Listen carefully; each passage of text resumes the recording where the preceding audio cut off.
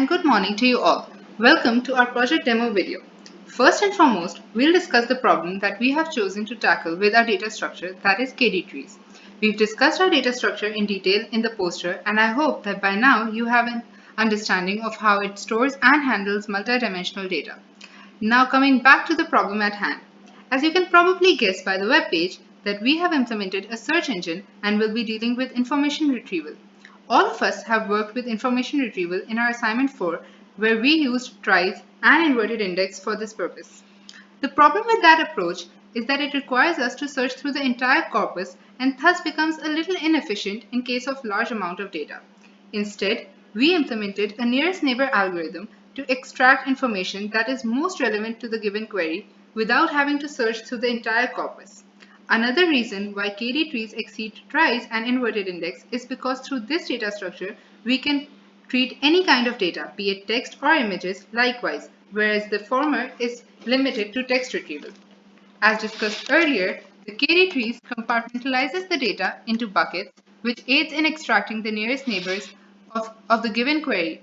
Now, as you can see, as we type in our query, the search results in 15 most relevant articles.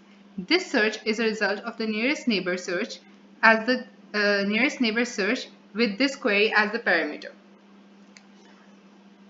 As we load our web page at the back end, a KD tree is built using a vectorized corpus of more than 3,000 articles.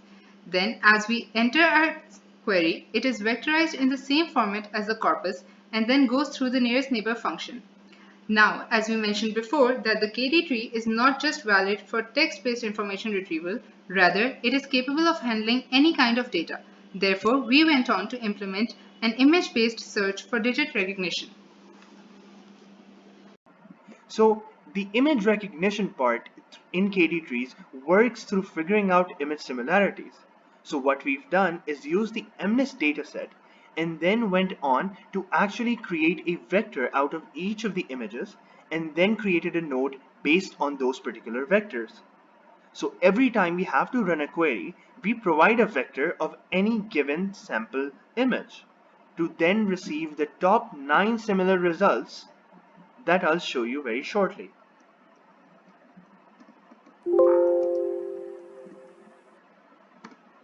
So here I've run my application, and now through the Keras backend, we're now loading up the MNIST dataset.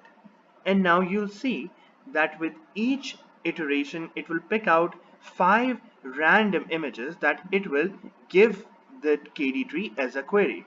We're building this KD tree of more than 10,000 images. So here you can see in the bottom right, this is the query image.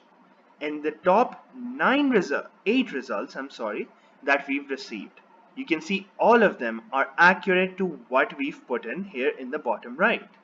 And when I close this up, we go on to the next test. Here we'll be testing 0. Again, all the queries are in the bottom right, and the rest of them are the top results that our KD tree feels are the closest to it. I'll show the other 3 examples just like this. This is number 4. We see the query in the bottom right and then the top 8 results. We have number 1. And then finally we have the number 9.